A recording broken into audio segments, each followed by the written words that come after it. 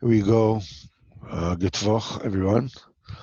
Um, we will, B'ezrat Hashem, be learning tonight Sichos Haran, and I believe this is Sicha Yudzayin 17. And here is here it is.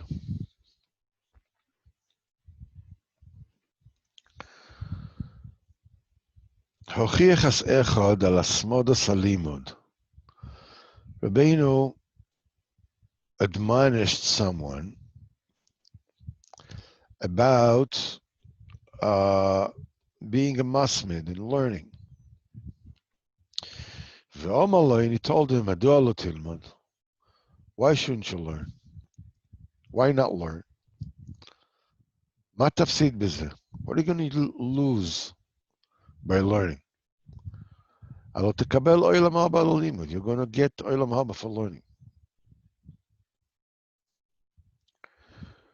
which is very interesting nekuda that we need to take as is now in on itself. And then Rabbeinu takes it to a different level. And he says, needless to say,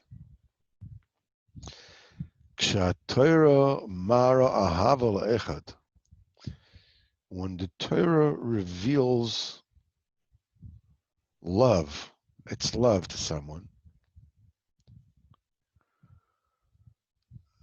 and that person is becomes infatuated with Torah. He doesn't even want olam haba. He just wants the Torah itself. And HaKadosh Baruch Hu is also learning. As Chazal said in the Gemara of the Zohar Daf Gimel, the Seder Yom that the Kadosh Baruch Hu has, Sholosh Shoyes Oisek B'Torah. Kadosh Baruch Hu for 3 hours he's learning Torah.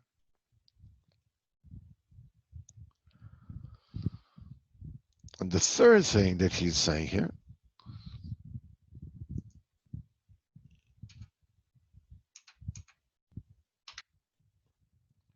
what there's halalu in these generations, in our generations, the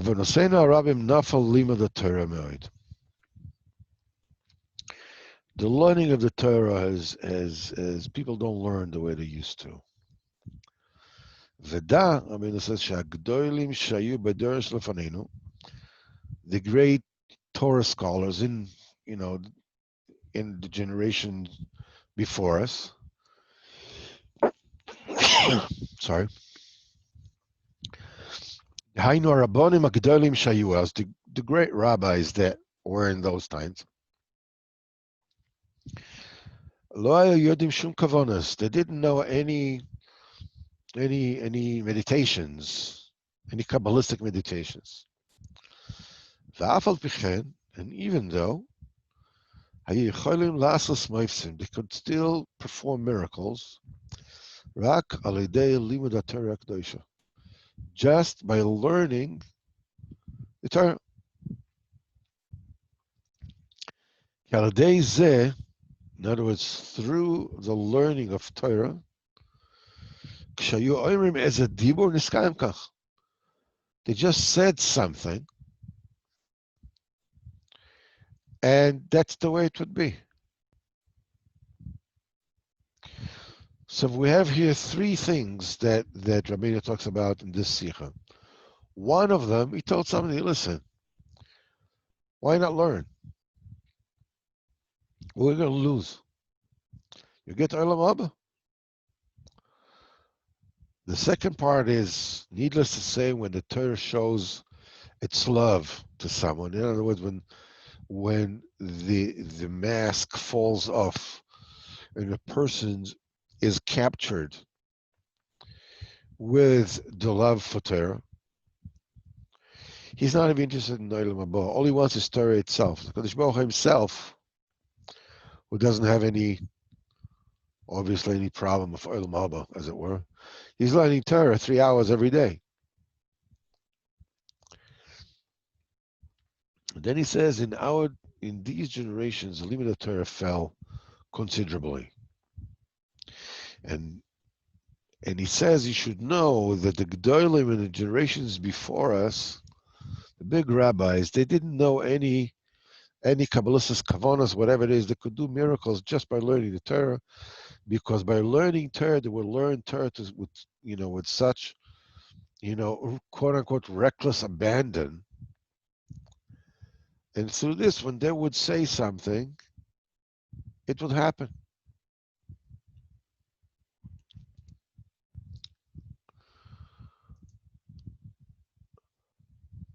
We're talking here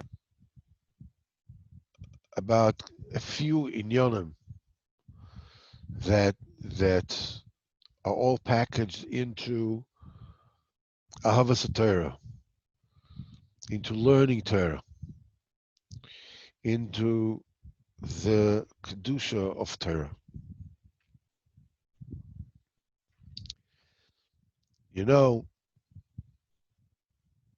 Now is the 3 weeks, and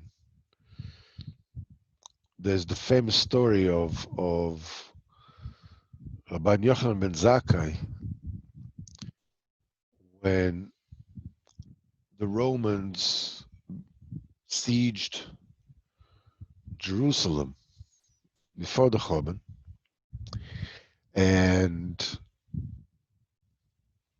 Rabbi Yochanan ben Zakkai didn't want them to fight, but they had these hotheads called the Biryonim, the thugs, which insisted that what the Jews needed to do is to go out and wage war on the Romans. And because there was enough food in Jerusalem to last them for years and years, they actually went out and burnt all the food. As a result, the people of Jerusalem were dying of hunger.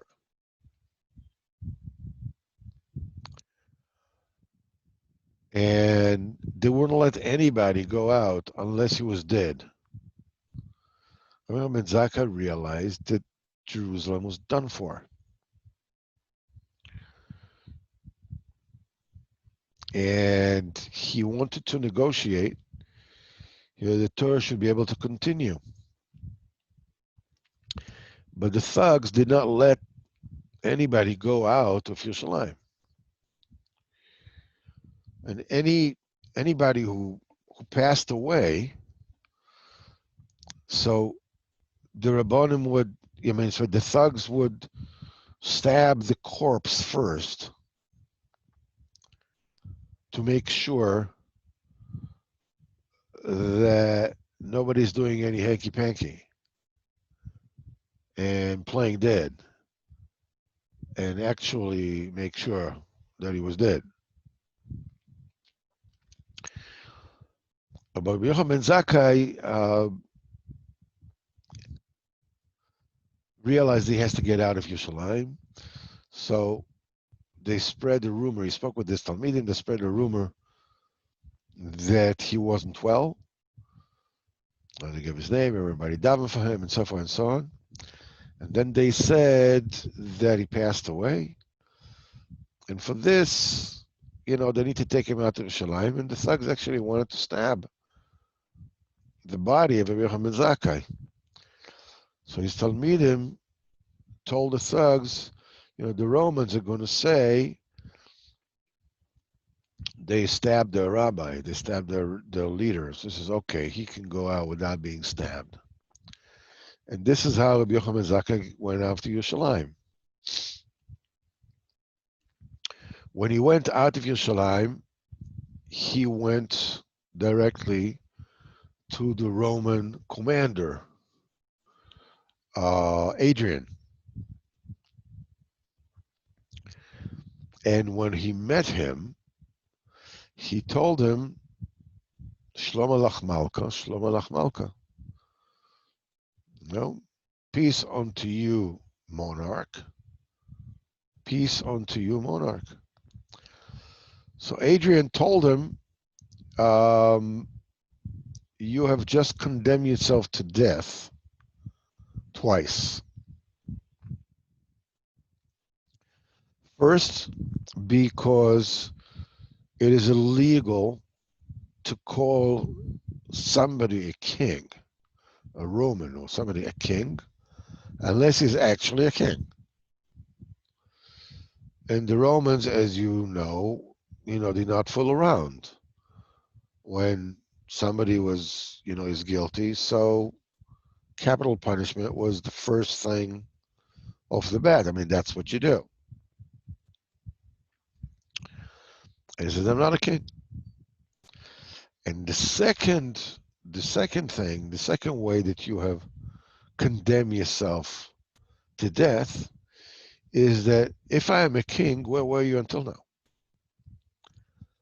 How come? I don't know, it was like 3 years, whatever. 3 years. Why didn't you come to me before? So Rabbi Yochanan ben Zakkai told him, the reason why I didn't come to you until now is because I couldn't. We have this party of thugs, of zealots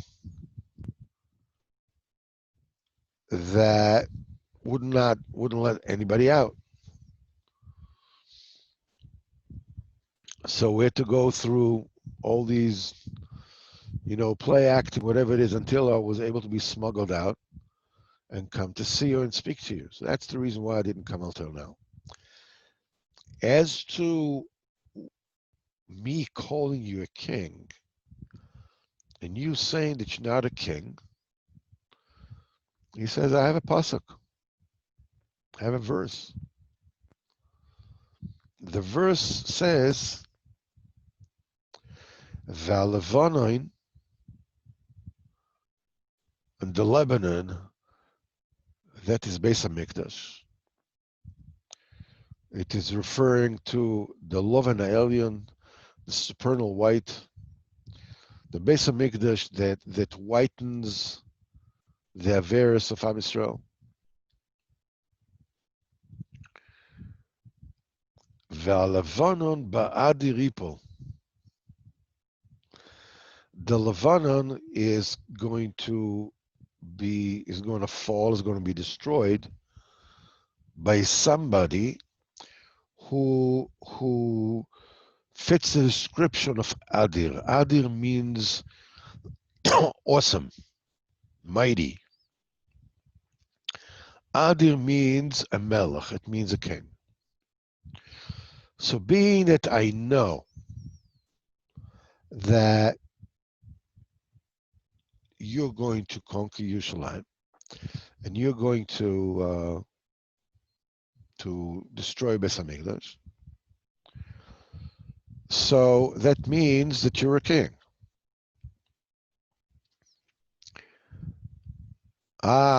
You know you're not a king. You don't know. You have a hole in your education. You don't know that you're not a king. And while this was going on, a messenger came from Rome. I don't know how many months it took to get from Rome over to where they were. And told Adrian that the Caesar died, and Adrian was appointed Caesar.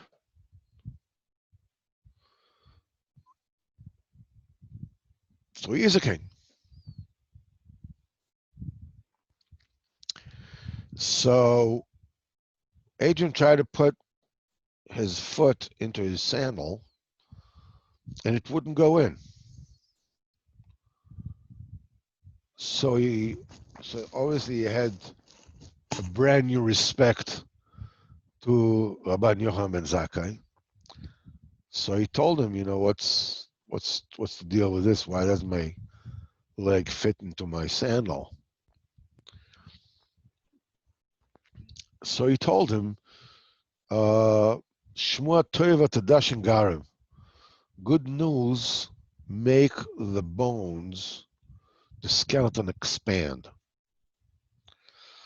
So he says, what do I do to be able to wear my sandals?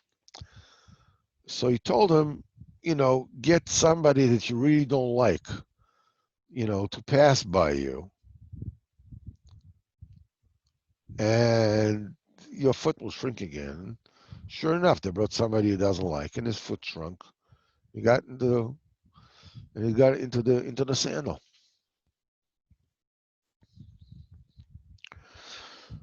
So then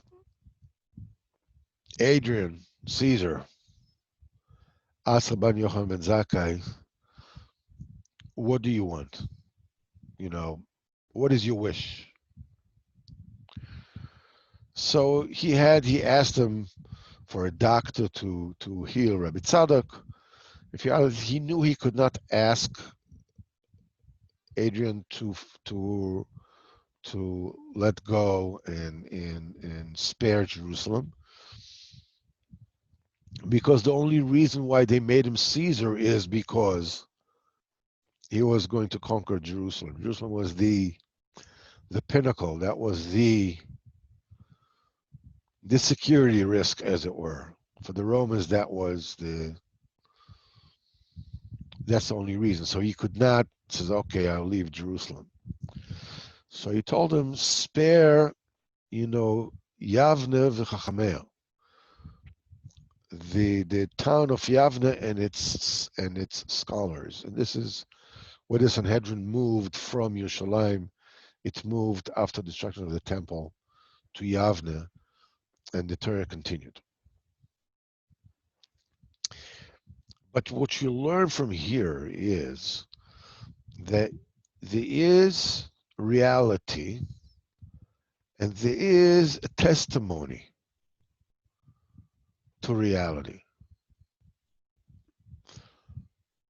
For us who live under the hypnotic trance of this world, the world looks like reality, and Torah is Eidus. That's the Eidus that Kodesh Baruch Hu is real, and Am Yisrael is the chosen nation, and so on and so on.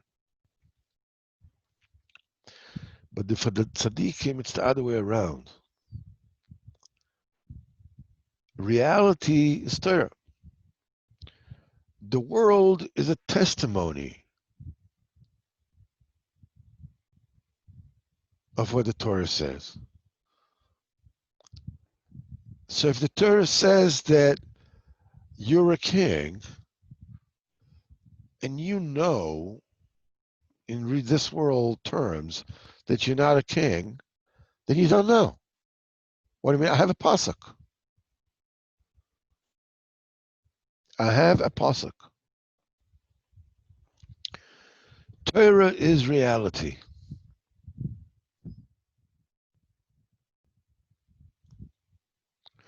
There is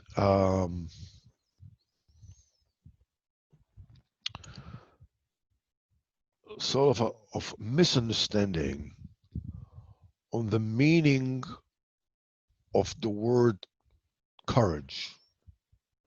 Oimetz. People mistake somebody who's courageous with somebody who is not afraid. But somebody who is not afraid is not courageous. There's a difference between being courageous, and there's a difference between being a gibor, meaning being a hero, being strong, These things have nothing to do with one another. Bravery has nothing to do with lack of fear. In fact, they are total opposites. A baby can crawl to the edge of the table, then continue crawling. It's not because the baby is brave, it's because the baby doesn't know any better. Somebody jumping off the window, not because he's brave, it's because he's a lunatic.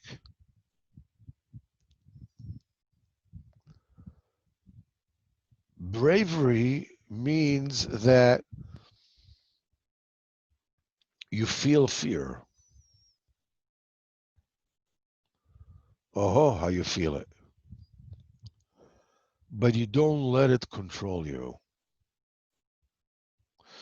Fear is something that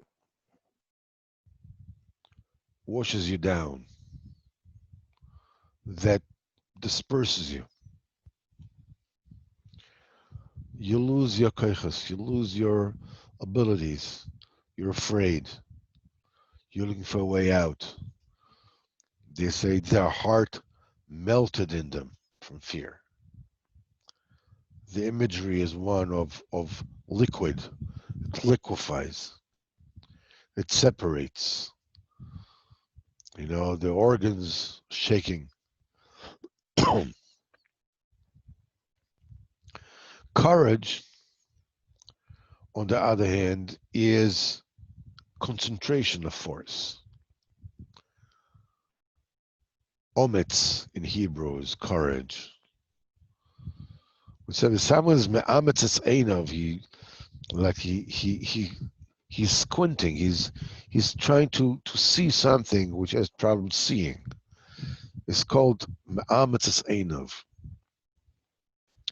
Courage is where you concentrate. You become tunnel visioned. In fact, courage is a conscious decision that comes out of fear. If you're not afraid, you don't need courage. Courage is when you are scared. And you are scared, and you feel fear surrounding you and about to drown you. And before it does, you're making a conscious decision that you're not going to let it. You're going to go ahead and do. And when you do things out of courage, you do things which are way beyond anything that you can normally do on a day-to-day basis. I mean, parents lifted up whole cars that were on top of their kid or something. I mean, you can do unbelievable things. The question is, how do you harness courage? How do you harness courage to do something when fear is like there's a leak and the water keeps on coming up and coming up and coming up and about to drown? The answer is with clarity of mission.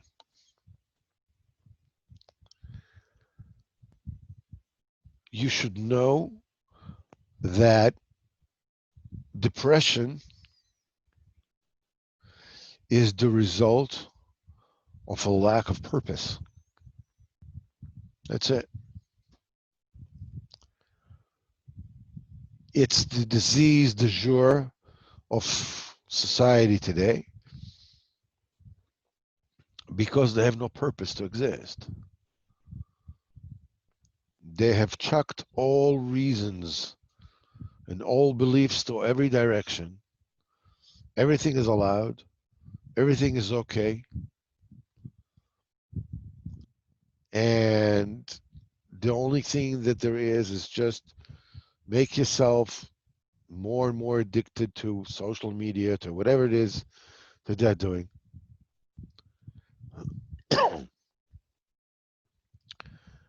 And the result of lack of purpose is depression. If you have to get up, a person that says, I'm so depressed, I can't get up in the morning. It's because you don't have a reason to get up in the morning. Of course, I have reason to get up in the morning, I have to go to work, I have to go to daven, I have to go to this, I have to go to that.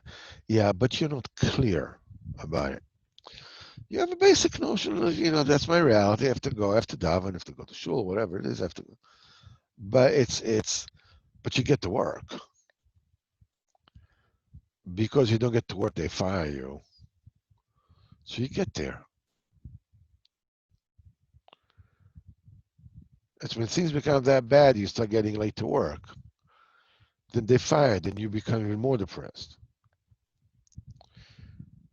But if you knew that you have to get to the airport at 5 o'clock in the morning to catch a plane to Uman or to anywhere, I'm telling you right now, you'll have no problem in getting to sleep 6, 7 o'clock in the evening or 8 o'clock, whatever, right after Maghrib, and catch a few hours of catch a snooze, wake up on time, be dressed, be packed, be everything. And be in the airport in plenty of time, even if you're a procrastinator. So if you're a procrastinator, you'll be in the airport an hour before, when they say 3 hours before. And if you are an anxious person, you'll be in the airport 4 hours when they say 3 hours before. But you'll make it to the airport. Where's your depression? You're supposed to have problems in getting out of bed. You have no problem getting out of bed. You have a problem of not having a purpose. The problem with learning Torah, whether you're ADD or you're not,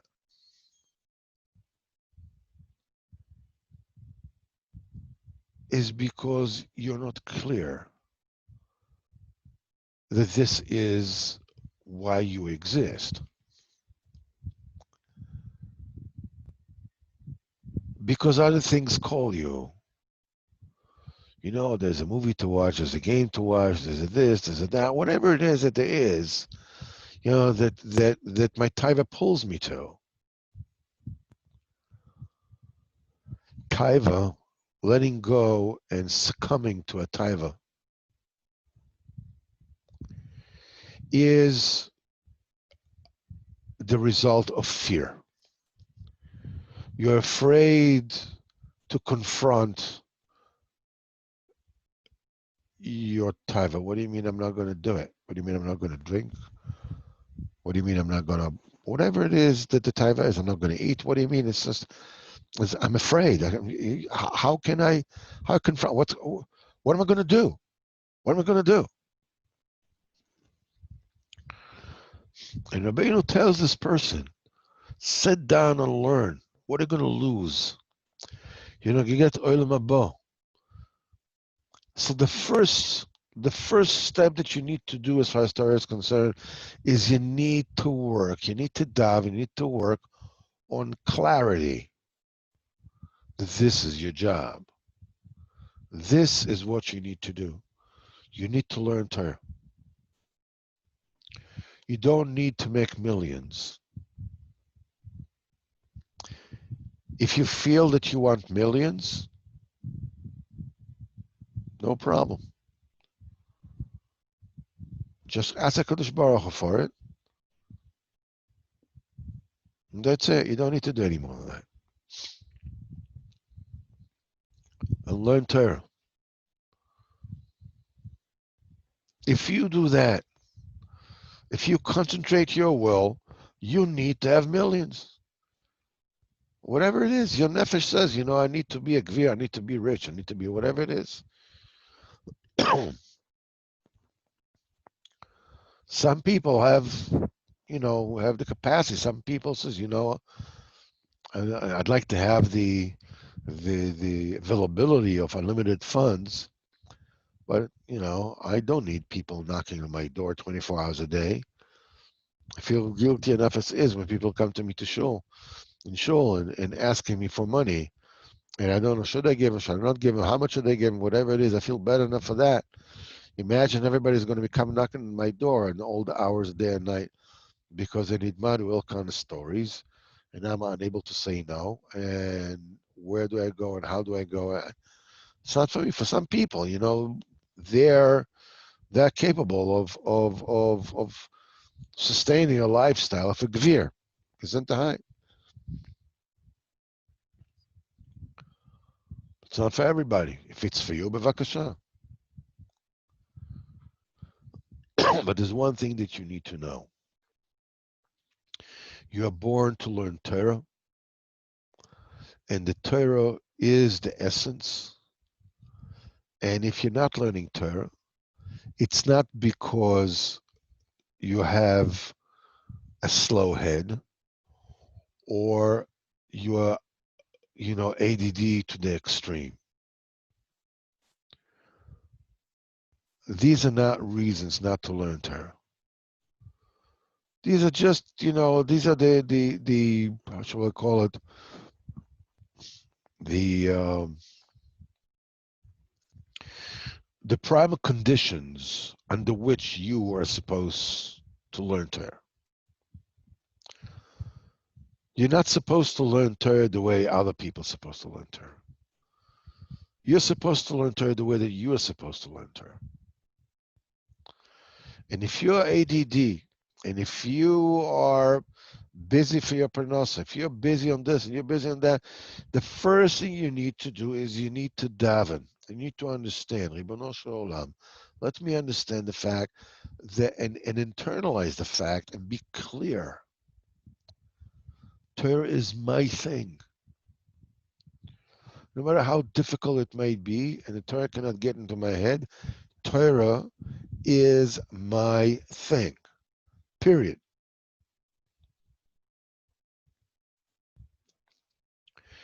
And once you get it, the clearer you get, the more Torah you're going to start learning. The more Torah you'll start learning, at a certain point in time, suddenly, if you are plunged, if you are clear, if you are brave to break away from your distractions, to break away from your taivas, if you are brave to say no to the addictions in your life, because that's what it takes. It takes bravery. It's very scary. If you're brave enough to say no to being addicted, to being a victim, to being addicted, to being weak, to being addicted, to being unsuccessful, to being addicted, whatever it is that you're addicted to, it takes courage to say no and not go there. Even if you've fallen 1,000 times, ask HaKadosh Baruch Hu. Now that Rabbeinu has told us, he says, learn Torah. He admonished me, learn Torah. He said, what are you going to lose from it? Means you're going to lose your taivas. That's the only thing you're going to lose. You'll get Olam Haba for it.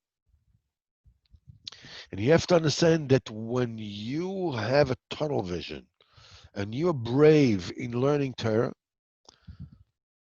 whether it's just being able to decipher one letter after another and understand what the word means, and then understanding what the sentence means, and then being able to understand Rashi, and then, so how in the world on earth I'm going to crack down Tosfos. And the answer is slow. Slow. I cannot go slow, man. I'm under the term ADD. There's my picture in Wikipedia. What are you talking about? It doesn't matter. You'll find if you are brave and bravery takes davening. It takes everything. We do everything with that. We have one magic wand, which we use for everything, and that's prayer. We ask Kodesh Baruch Hu, please, please, please, make me focus on learning Torah and stop coming up with excuses. Give me the courage to say no to drugs, to say no to addictions, to say no to my tivus, whatever they are, to running away, to say no to running away. I don't care to what. And find the courage within me in what? To learn Torah. To learn Torah. It might mean getting up in the morning at a specific time. It might mean a different Seder Yom, order to the day. You have to give time to everything. You have to have lists of to-do lists and make priorities and learn how to do this and manage your time. It means work. But the work is easy if you are clear that this is what you have to do. Clarity of purpose is the thing that summons courage like that. You're clear this is what you need to do. If you need to drive Lola Nesama to the hospital, you're driving at 150, 160 kilometers per hour. Well, I'm scared to drive this kind of speed.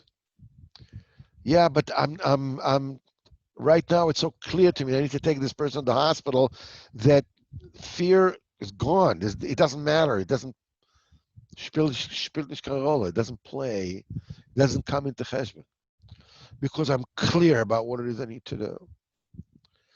And clarity comes from davening. As the Rebbe says, this is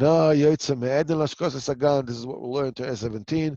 And the river comes from Eden. The tefillah comes from Eden. That's the Torah. You want to learn Torah, you have to daven. Ask HaKadosh Baruch Hu to give you clarity. This is what I was born for. It may take time. And it may take courage. And he says, you know something? Okay, I'll go to daven. So if I daven, I don't have to get courage. I don't have to, face courage. Or don't have to face the music and make a decision. Because making decisions is hard. Benu says, you will get Olam Haba. There is an Olam Haba. There is an Olam Haba. There's an expiration date in this world. Nobody stays here.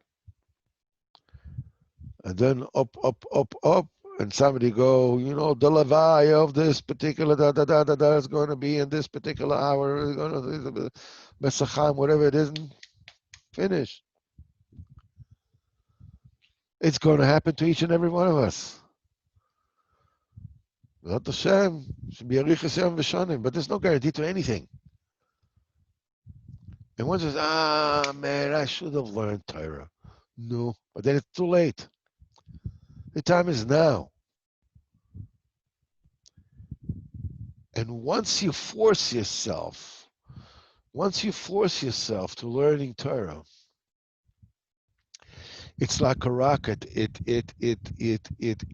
gathers speed, and it can get out of the atmosphere. It can break the pull of the gravitational pull of the earth.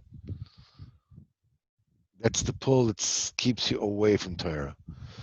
Suddenly, boom, you're in the next reality. The Torah shows you her face. Rabbeinu says when the Torah shows its face to someone, this world has nothing to offer to him anymore. There's a Mala Chazal, Kol hanene medivrei Torah, anybody who gets enjoyment from divrei Torah has a noitel chayav min ha'olam. He is like taking his life out of this world. So the pshat of this Chazal is anybody who derives an improper enjoyment of the Torah to show off, to become a Mr. Big, whatever it is. So he's like making his existence irrelevant. He's wasting this world. But the Rabbeinu says that this Mama Chazal says something else as well. It says when he says, whoever it is the Torah shows her face to him, and he gets the enjoyment, he gets the love, this world has nothing to offer that person anymore. That's it. It's finished. It's kaput. Story over. You will become Rav Steinman. You'll become, Rav Steinman is somebody that, by Kosh Baruch Hu, everything is possible. Rabbeinu says in Torah Chafalef, he knows if you are sanctifying as we will get Bezrat Hashem 2 Torahs from now, when you sanctify the 7 candles, you get like the Rekanti, you get the Das from Shemaim. All those things that some, yeah, but I'm stupid, yeah, but I'm slow, yeah, but I'm ADD, yeah, but I'm. All these things disappear. You can be anything. You can be anything. You learn as much as you can. As much as you can, any which way you can.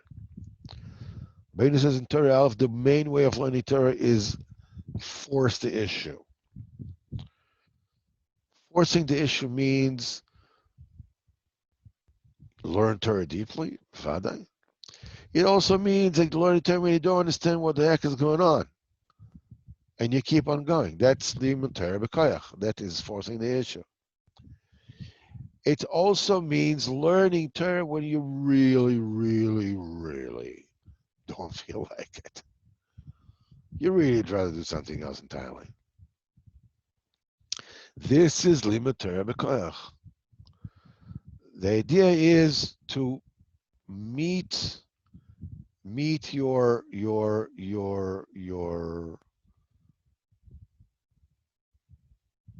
boundary. Reach the point of no return. Go after it. And once you get there, when you get this eating of Torah, when you start living Torah,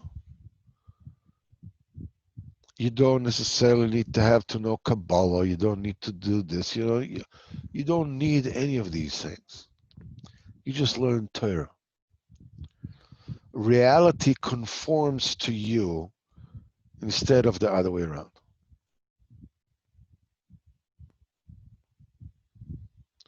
As Rabbeinu said that the Rabbanic previous generation, now the generation that Rabbeinu is talking about, that the Limud Torah went down, that's the generation of the Baal Tanya, Reb Levitza of Berdichev, the Vilna Gaon. These are the generation Rabbeinu is talking about. He's not talking about today.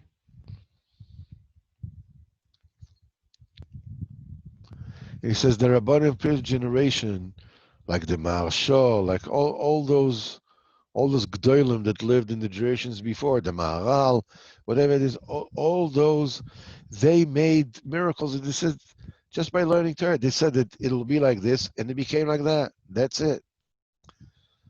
Because they became a master of Torah, Mimela, nature totally gave in to them. The things that we need to take out of today is their realization, just be clear. I need to learn. You have the very beginning of the line. You're holding the line at the beginning. I need to learn. I still don't know how. I still don't know how I'm ever going to, overcome whatever it is holding on my way, because I don't know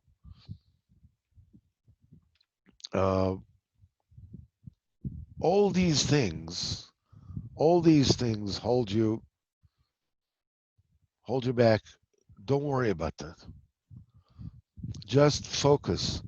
I need to learn. But I don't want to. So you come to Kodesh Baruch Hu and you tell him, Ribbono Shel Olam, Baruch Hashem, you brought me close to a tzaddik who said that we can rely on his great strength. So I'm relying on the great strength of Rabbeinu, Rabbi Nachman ben Fege, and the strength of all the tzaddikim, all the tzaddikim in this generation, all tzaddikim previous generation, and definitely on Rabbeinu's koyach. And I'm begging you to make me focus on learning Torah, to want to learn Torah, to the point that I will have the courage to say no to the things that make me run away and bring it back. Yeah, but what am I going to do? I mean, it'll bore me and my mind will take me anywhere.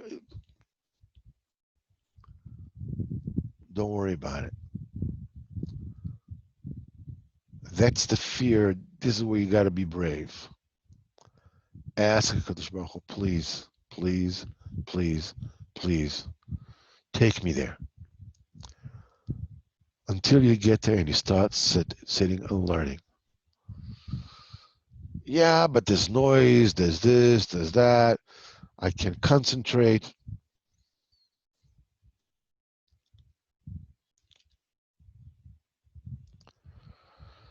This is the most important nakuda that we need to understand. Our role in life is to learn Torah. To learn Torah, first of all, to know so we can keep it. And secondly, just to learn because there's a mitzvah to learn. Limud Torah combines all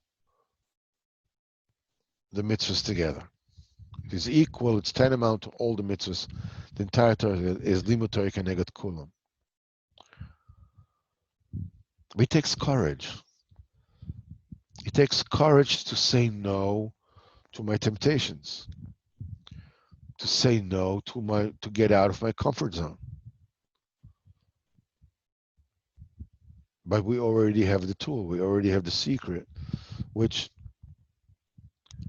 you can daven for it. And if you can daven for it, you can have it. Where you learn, you can scream for it. You can scream for it in machshava. We have so many tools with which to achieve everything that we need to achieve. The first thing we need to achieve is clarity. I'm a Torah Yid. That's what I am. I was born for Torah.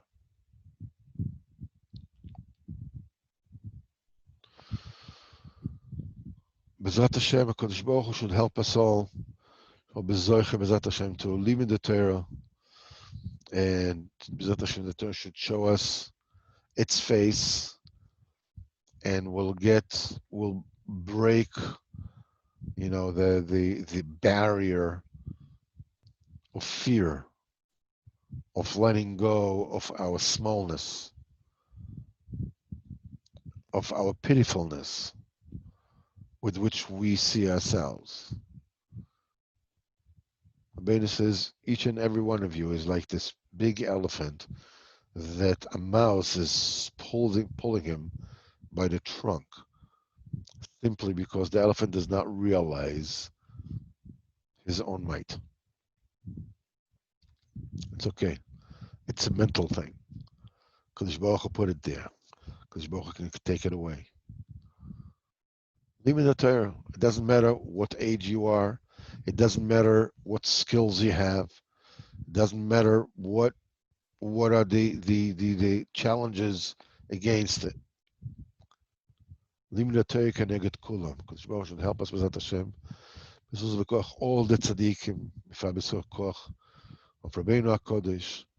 It should be zechet to limud the Torah. The Torah should show us its face, And each and every one of us will be able, just without any kavanos, without any Kabbalah, whatever it is, just say something. This one will be healthy, and it'll be healthy. This one will get married, will get married.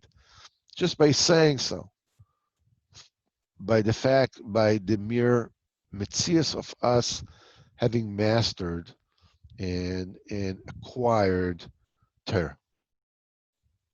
Should all have, Bezat Hashem, a good week.